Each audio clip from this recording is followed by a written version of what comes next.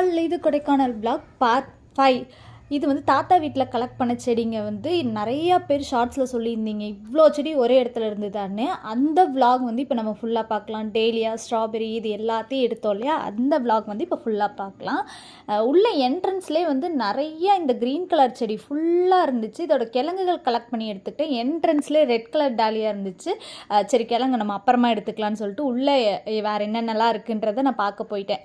இந்த தாத்தா வீட்டில் மட்டும்தான் ஆடு மாடுலாம் கிடையாது. செடி வளர்க்கணும்னு சொல்லி எல்லாத்தையும் எதுவுமே வச்சுக்காமல் இருந்தாங்க. ரோஸ் செடியாக இல்லை, எல்லாமே மரமாக இருந்துச்சு. இது நிறைய பேர் ஷார்ட்ஸில் சொல்லியிருந்தீங்க இது நாட்டு ரகம்க்கா, அதனால தான் அதில் வந்து அந்த காய் வருது அப்படின்னு சொல்லியிருந்தீங்க. அந்த காயை போட்டிங்க அப்படின்னா ரோஸ் செடி வளர்ந்துருக்கும்க்கா, நீங்கள் மிஸ் பண்ணிட்டீங்க அப்படின்னு சொல்லியிருந்தீங்க. எனக்கு இது தெரியவே தெரியாது, தெரிஞ்சிருந்தால் அதையும் நான் எடுத்துருப்பேன். அதில் வந்து ஜாம் செய்கிறாங்கன்னு சொல்லியிருந்தாங்க. ஸோ நான் அதை வந்து சாப்பிட்டு பார்க்கலான்னு சாப்பிட்டு பார்த்தா ரொம்பவே ஸ்வீட்டாக இருந்துச்சு. எனக்கு கிடச்ச சில கட்டிங்ஸ் மட்டும் அங்கேருந்து எடுத்துக்கிட்டேன். எல்லாத்துலேயும் ஒவ்வொன்று 2 அந்த மாதிரி எடுத்திருந்தேன்.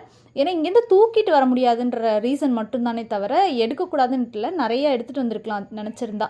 ஆனால் அங்கேருந்து டிரான்ஸ்போர்ட் வசதி இல்லைங்கிறனால நான் கொஞ்சமாக மட்டும் எனக்கு அளவாக எடுத்துகிட்டு வந்திருந்தேன். அண்ட் டேலியா கிழங்குமே பார்த்தா பூ வந்து மல்டி கலரில் அந்த மாதிரி நிறையா இருந்துச்சு. இவ்வளோ வெரைட்டிஸ் வந்து இங்கே மட்டும் தான் நான் பார்த்தேன். பாட்டி சொல்லியிருந்தாங்க இந்த பூவெல்லாம் பிச்சுட்டு போடா, போய் தலையில் வைடா அப்படின்னாங்க. எனக்கு பூவை வந்து பறிக்கிறதுக்கே பிடிக்காது செடியிலேருந்து. அதை அப்படியே வச்சு நம்ம அழகு எத்தனை நாள் அது இருக்கோ அத்தனை நாள் அழகு பார்க்க தான் எனக்கு தோணுமே தவிர எந்த செடியிலுமே எனக்கு பூக்களை வந்து பறிக்கிறதுக்கே தோணாது. அப்படியே விட்டு அது விதை காயாகி அதுவே கீழே விழுந்தால் தான் உண்டு. ஆனால் அது நல்லதில்லைன்னு சொல்லுவாங்க. நான் அதை அப்படி தான் பண்ணுவேன். இது வந்து நாட்டு வல்லாரை வந்து இங்கே நான் வச்சப்போ வளரவே இல்லை. நான் இங்கே மலையில் அதை பார்க்குறப்ப எனக்கு ரொம்ப ஆச்சரியமாக இருந்துச்சு. எப்படா இங்கெல்லாம் இப்படி வளர்க்குறாங்க, நம்மளால் வளர்க்க முடியலையே அப்படின்னு சொல்லிட்டு. இது வந்து ஆகாய தாமரை நிறைய பேர் கேட்டிருந்தீங்க இல்லையா, நான் இதுக்குள்ளேருந்து தான் எடுத்திருந்தேன். ஒரு இது வந்து ஆன்லைனில் பார்த்துருந்து ஒரு ஃப்ளவர் வந்து 70 rupees போட்டிருந்தாங்க. இது ஃபுல்லாக இது அவங்க வளர்த்திருந்தாங்க. நான் கேட்டேன் நிறைய எடுத்து வந்திருந்தீங்களா அப்படின்னு. இல்லை ஒன்று தான் எடுத்து வந்து போட்டேன், நிறைய வந்துருச்சு அப்படின்னாங்க.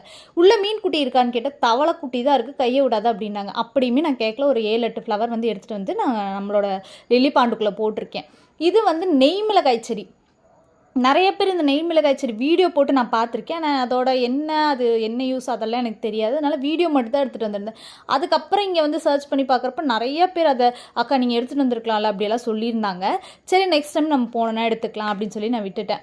இது வந்து சௌ காய் வந்து அங்கே கொடி பந்தல் போட்டிருந்தாங்க. ஸ்லோப் ஏரியாவாக இருந்தது.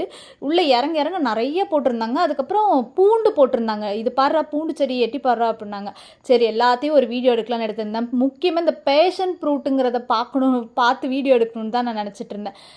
எனக்கு தெரியும், ஆனால் வந்து இலைகள் வந்து எனக்கு மறந்துடுச்சு. இந்த பேஷன் ஃப்ரூட்டும் கிருஷ்ண கமலமும் ஒன்று கிடையாது. பேஷன் ஃப்ரூட்டில் பூக்களோடையே அந்த காய்கள் இருக்கும். கீழே விழுகிறப்ப கூட அது பூவோடு தான் விழுகும்.